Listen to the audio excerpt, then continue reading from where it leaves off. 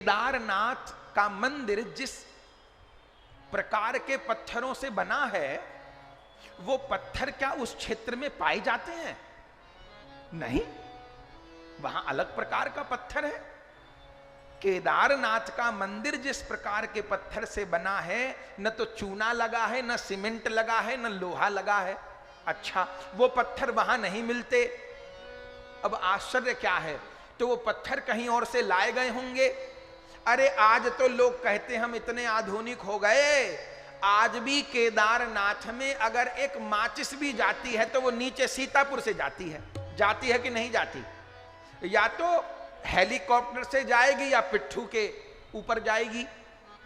तो प्रश्न ये है कि 2500 साल पहले तो हेलीकॉप्टर नहीं थे, तो इतने बड़े बड़े मंदिर के पत्थर वहां पहुंचे कैसे थे? 5वें ज्योतिर्लिंग कौन है? कहिए केदारनाथ भगवान की जय हो।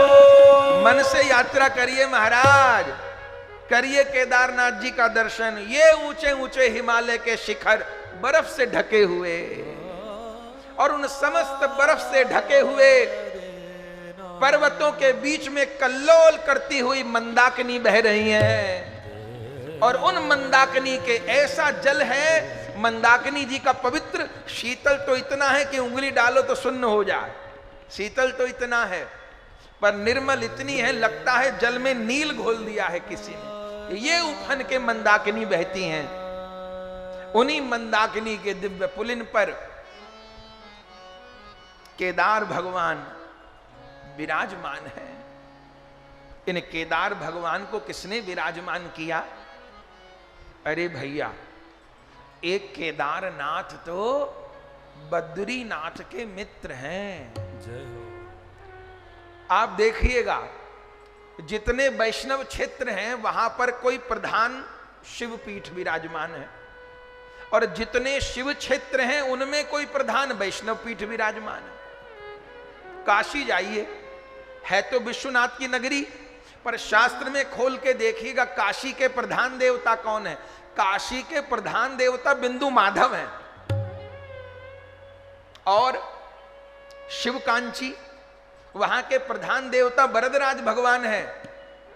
अच्छा, बद्रीनाथ जी जो हिमालय हैं, वो हमने सुना ना तीसरे दिन की कथा में, हिमालय जो है वो नारायण का स्वरूप है।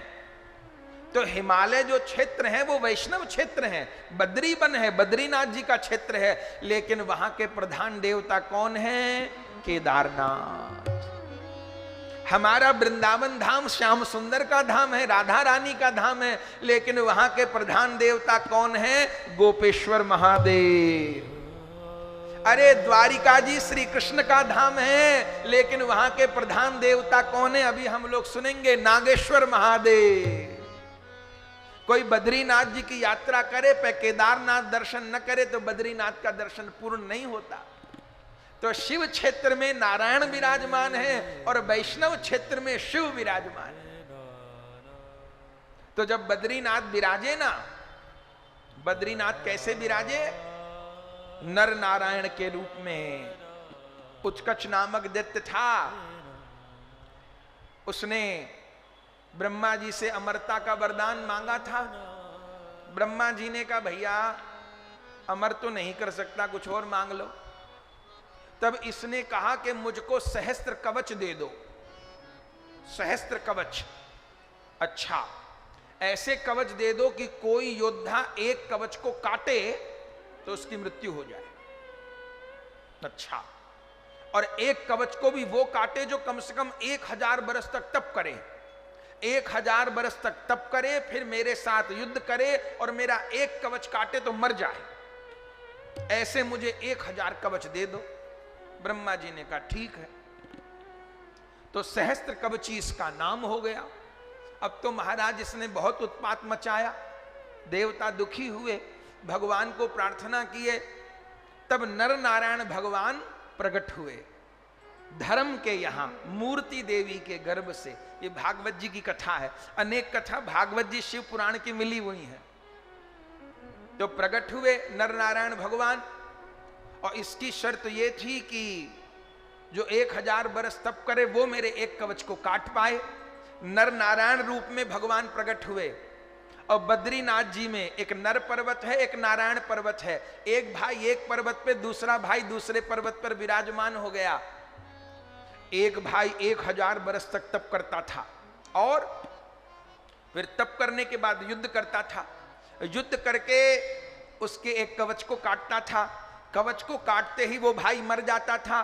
दूसरा भाई इतने तप कर रहा होता था, वह मृत संजीवनी विद्या के द्वारा मृत भाई को जीवा देता था।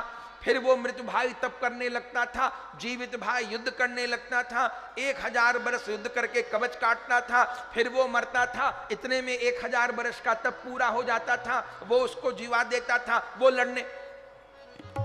ऐसे भगवान गणित बिठा दिए।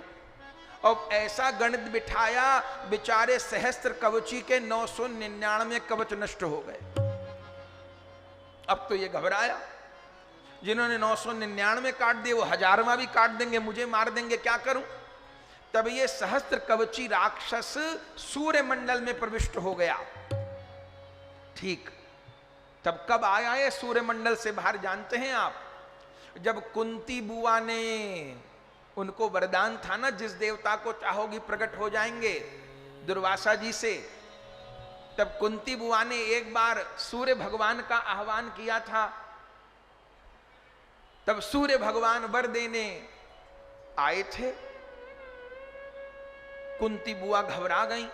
अरे मैंने तो केवल मंत्र का परीक्षण किया था, मुझे आपसे चाहिए कुछ नहीं। सूर्य भगवान ने कहा हमारा आना तो अमोघ है, अब आए हैं तो वर भी देंगे। क्या वर देंगे? बोले अब मैं तुमको एक पुत्र दे देता हूं। कुंती बुआ ने कहा कि आप पुत्र दे देंगे, मेरा विवाह नहीं हुआ है, लोग क्या कहेंगे। तब सूर्य भगवान ने कहे तुम्हारे उदर से पुत्र का जन्म नहीं होगा, कान से जन्म होगा। तब किसका जन्म हुआ? कान से, कर्ण का। ये कर्ण कौन है? ये वही सहस्त्र कवची दैत्य है। इसलिए कर्ण के शरीर पर एक कवच था कि नहीं था, कि वो जन्म लेके कवच लेके पैदा हुए, कवच कहां से गया? अरे वही सहस्त्र कवची के 999 कवच को नर नारायण काट दिए थे, एक कवच बचा था। अच्छा, फिर उस कवच को किसने काटा? अर्जुन ने। क्यों? अर्जुन भी अवतार हैं। अर्जुन नर भगवान का अवतार है और श्री कृष्ण तो नारायण है। तो इस बार नर की बारी थी, तो अर्जुन ने कर्ण का उद्धार किया। तो ये नर नारायण भगवान कहां तप किए? हिमालय पर। एक नर पर्वत है, एक नारायण पर्वत है। और नर नारायण पर्वत की तलहटी में किनका मंदिर विराजमान है? कहिए बद्रीनाथ भगवान की जय हो। बद्रीनाथ जी विराजमान है। और जहां नारायण है वहां नारायण के अभिन्न तनु शिव है। तो मेरे नारायण यहां बद्रीनाथ के रूप में पर्वत पर रहेंगे तो मैं भी तो यहां रहूंगा। तो भोलानाथ स्वयं आके विराजमान हुए। वहां केदारनाथ की पूजा बद्रीनाथ करते हैं और बद्रीनाथ जी की पूजा केदार बाबा करते हैं। क्या कहना। अच्छा, बद्रीनाथ जी से कौन नदी बह रही है? नर नारायण पर्वत है। नर नारायण पर्वत की पूर्व दिशा में बद्रीनाथ है, जहां से अलकनंदा निकलती हैं। और नर नारायण पर्वत की पश्चिम दिशा में केदार है, वहां से कौन निकलती है? मंदाकिनी। और ये अलकनंदा मंदाकिनी बहती हैं। नीचे आइए रुद्रप्रयाग में, आपने दर्शन किया हो, बड़ा जोरदार दर्शन है जब अलकनंदा और मंदाकिनी निकलती हैं। और नीचे आइए देवप्रयाग में, तब ये दोनों अलकनंदा और मंदाकिनी आखिर में गंगा जी में मिल जाती हैं। अलकनंदा नारायण के चरणों से निकलती हैं, मंदाकिनी शिव के चरणों से निकलती हैं। अर्थात हम लोग गंगा जी में स्नान करते हैं तो मानिए शिव के चरणामृत में भी स्नान करते हैं और नारायण के चरणामृत में भी स्नान करते हैं। इसलिए गंगा जी को प्रणाम करके माथे पर जल लगा के तब स्नान किया जाता है। तो केदार बाबा विराजमान हो गए। जिस पर्वत की तलहटी में केदार बाबा विराजमान है उसको कहते हैं केदार घाटी, केदार श्रृंग है। वो हिमालय सब पर केदार श्रृंग कहलाते हैं। आए तो स्वयं है, लेकिन खोज किसने की? खोज की पांडवों ने। जब पांडव लोग वन प्रांत में निवास किए तो हरिद्वार ऋषिकेश होते हुए उत्तराखंड की यात्रा करते करते जब हिमालय पहुंचे तो उन्होंने शास्त्रों में पढ़ा था कि केदार घाटी में केदारनाथ है, पर मिल नहीं रहे। पूछे किससे? चारों तरफ बर्फ ही बर्फ, बताए कौन? तब पांडवों ने कहा हम भोलानाथ का स्मरण करेंगे। तो पांचों पांडव भोलानाथ का स्मरण करने बैठ गए तो क्या दिखाई दिया? उसी समय इन पांडवों को एक वृषभ दिखाई दिए, नंदी दिखाई दिए।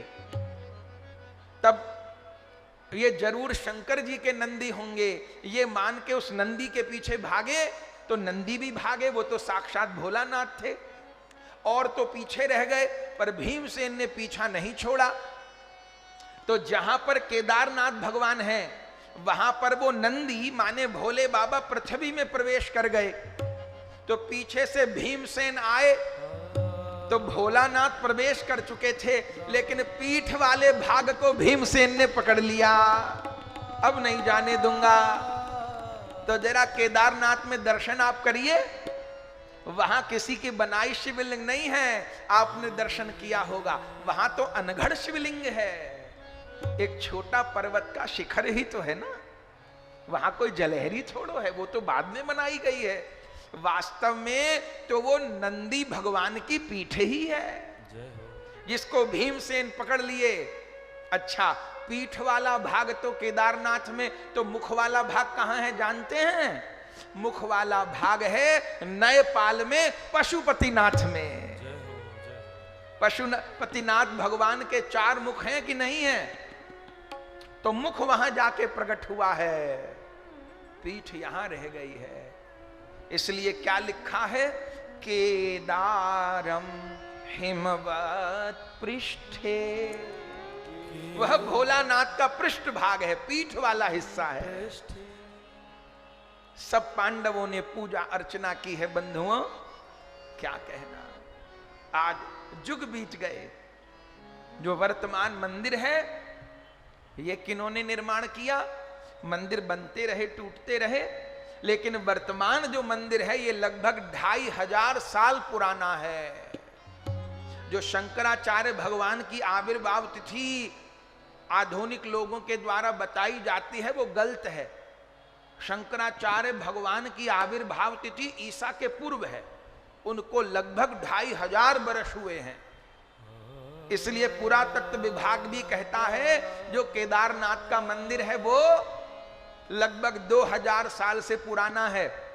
अच्छा, एक बात आपसे पूछते हैं, आपने दर्शन किया हो, केदारनाथ का मंदिर जिस प्रकार के पत्थरों से बना है वो पत्थर क्या उस क्षेत्र में पाए जाते हैं?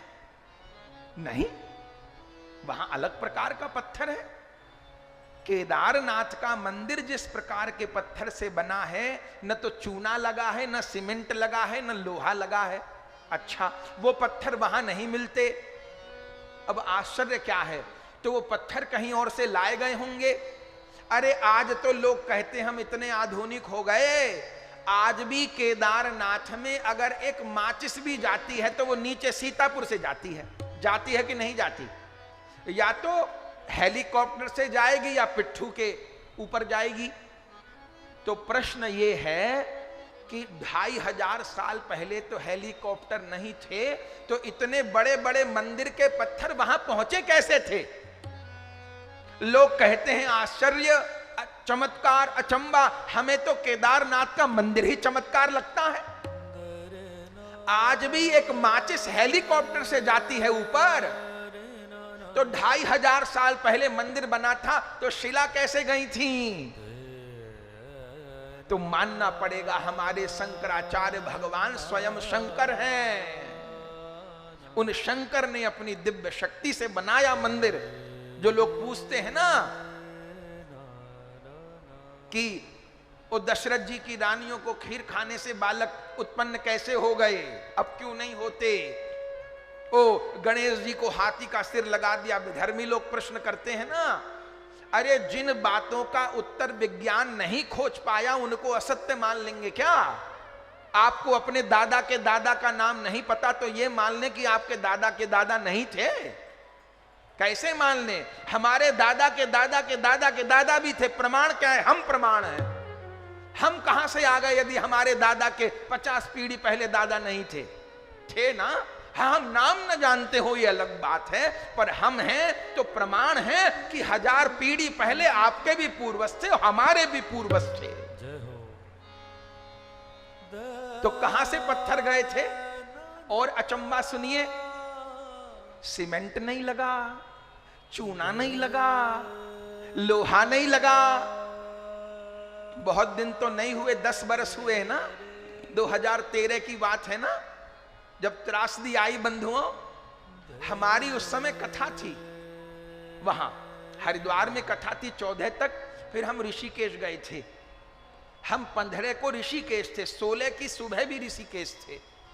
अच्छा, ऐसे तो गंगा जी का दर्शन करके बहुत आनंद होता है, 16 जून की बात है। लेकिन उस दिन तो गंगा जी का बड़ा भयावह रूप हो रहा था, भयानक रूप था। चलिए कोई बात नहीं, कथा भी थी। तो फिर हम वहां से वृंदावन चले और वृंदावन पहुंचे थे कि खबर मिल गई वहां तो प्रलय आ गई। अच्छा, चलिए जो हुआ बहुत दुखद था, बहुत लोगों की जान गई, वो हम सब जानते हैं। लेकिन इस विषय में एक बात हम कहेंगे। आपने त्रासदी से पहले के केदारनाथ देखे होंगे बंधुओं। मंदिर से, जो मुख्य मंदिर है, वहां से हमको लगता है 100 मीटर तक होटल बन गए थे। और अब कहने में संकोच नहीं करेंगे, उन होटलों में सब काम होते थे। उन होटलों में दारू भी मिलती थी और मांस भी मिलता था। कहां तक कहें, चूंकि जो सरकारें थी प्रांत की या केंद्रीय, उनका तो ध्यान ही नहीं था। अभी तो कितना उत्थान हो रहा है, ध्यान ही नहीं था। खूब खुल्लम खुल्ला शराब और मांस की बिक्री थी। ठीक,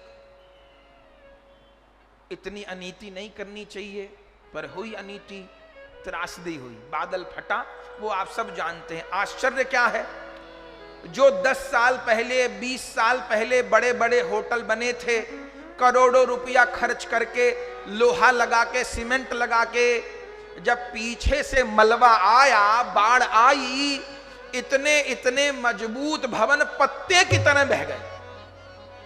बह गए कि नहीं बह गए? आपने भी देखा, हमने भी देखा। पर अचंबा, मंदिर का बाल बांका नहीं हुआ। जिस मंदिर को 2500 साल हो गए थे बने हुए, अरे मंदिर छोड़िए, मंदिर के बाहर जो नंदी है, और नंदी के गले में जो चुन्नी बंधी थी, वो चुन्नी नहीं खुली। अब बाकी सब तहस नहस हो गया। हमने तो त्रासदी से पहले भी दर्शन किया, त्रासदी के बाद तो यात्रा ही गई। बंधुओं, आपने भी देखा होगा, न हो तो अवसर मिले जाइएगा। जिस समय पीछे से मलबा बहते हुए आया, उसी समय पीछे पहाड़ों से एक शिला बहते हुए आई। लगभग 15 फुट की वो शिला होगी और 10 फुट कम से कम मोटी होगी। वो शिला डमरू की तरह पीछे से बहती आई। और क्या हुआ, जैसे मंदिर आने को थे, तो मंदिर से कोई 20-25 फुट पहले वो शिला रुक गई। किसने रोकी? और परिणाम क्या हुआ, जो पीछे से मलबा बहता आ रहा था, वो मलबा 2 भागों में बट गया। जो दाएं बाएं जो होटल बने थे वो सब बह गए, पर मंदिर की एक ईंट नहीं हिली। क्या ये चमत्कार नहीं है? क्या इसको भोले बाबा का चमत्कार न कहें? उस शिला को वहीं रुकना था के, उस शिला को वहीं रुकना था के क्या? वो शिला यदि टकरा जाए मंदिर से तो नहीं, रुकी भी कहां, कम से कम 25 फुट पहले जो मलबा बहता आ रहा था 2 भागों में बट गया। नया तो कुछ बचा नहीं और पुराने का बाल बांका हुआ नहीं। क्या कहना, और आश्चर्य सुनिएगा बंधुओं, अब तो लोग दर्शन करने जाते हैं, हम लोग जाते हैं दर्शन तो शिला की भी परिक्रमा करते हैं। हमको तो वो शिला नंदी भगवान ही लगते हैं, हम लोग तो दंडवत करते हैं। उस शिला के रूप में भोलानाथ ही आए होंगे और कौन आया होगा, नंदेश्वरी आए होंगे, कौन आया होगा। लोग वहां पर भी फूल चढ़ाते हैं, बेलपत्र चढ़ाते हैं। और अचंबा सुनिए, मलबा मलबा हो गया, शब ही शब हो गए, कोई बचा नहीं जीवित। ठीक, चीख पुकार मच गई, जो हुआ वो जानते हैं। कम से कम महीना भर दर्शनार्थी तो कौन जाता, महीना भर तक पूजा सेवा नहीं हुई। उस समय की सरकार ने भी जितनी दिखानी चाहिए थी समझदारी उतनी नहीं दिखाई। ज्यादा लोगों को बचाया जा सकता था, चलो जो हुआ। लगभग 1 महीने बाद, ये हमने न्यूज में देखा भी और अखबार में पढ़ा भी, आपने भी शायद पढ़ा होगा। 1 महीने बाद जब सेना के जवान शवों को, मलबे को, बर्फ को उस हटाते हुए पहुंचे, तो एक ही चिंता थी सेना के जवानों को, कहीं वो स्वयंभू शिवलिंग को नुकसान न हो गया हो। पर बंधुओं, जब मलबे को हटाते हुए मंदिर तक पहुंचे तो आश्चर्य क्या है, केदारनाथ भगवान के शिवलिंग तो सुरक्षित थे, लेकिन उस शिवलिंग के ऊपर ताजे बेलपत्र चढ़े हुए थे। ताजे बेलपत्र और ताजे अक्षत चढ़े हुए थे। किसने चढ़ाए थे आके? किसने चढ़ाए थे आके? अरे केदार बद्री तो अक्षय तृतीया से लेके और कार्तिक की पूर्णिमा तक खुलते हैं दर्शन। ठीक, कार्तिक की पूर्णिमा के बाद तो बंद हो जाते हैं और सारे मंदिर बद्री, केदार, गंगोत्री, जमुनोत्री सब बर्फ से ढक जाते हैं, हम सब जानते हैं। उस समय कौन सेवा करता है? हमारे शास्त्र कहते हैं उस समय देवता आके सेवा करते हैं। उन सैनिकों की आंखों में भी आंसू आ गए जब केदारनाथ के ऊपर ताजे बेलपत्र चढ़े थे। कौन चढ़ा के गया था?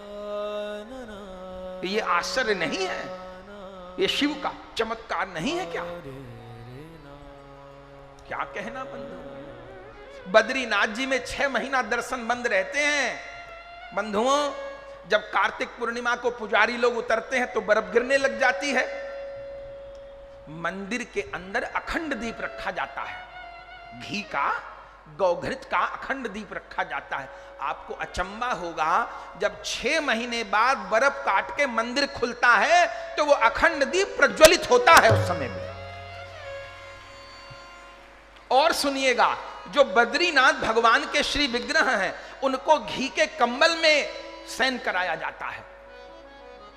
कंबल है एक विशेष, उसको घी में लिप्त करके शयन कराया जाता है। आश्चर्य होगा, जब 6 महीने बाद दर्शन खुलते हैं तब भी उस वस्त्र का घी पिघला हुआ होता है, जबकि चारों ओर बर्फ जमी होती है। क्या कहना, ये चमत्कार नहीं है क्या? देवता के सेवा करते हैं। जय हो केदार बाबा की जय हो, बद्रीनाथ भगवान की जय हो, हमारे इस भारत वर्ष की जय हो, इस भारत माता की जय हो। तो 5वें ज्योतिर्लिंग कौन है? केदारम।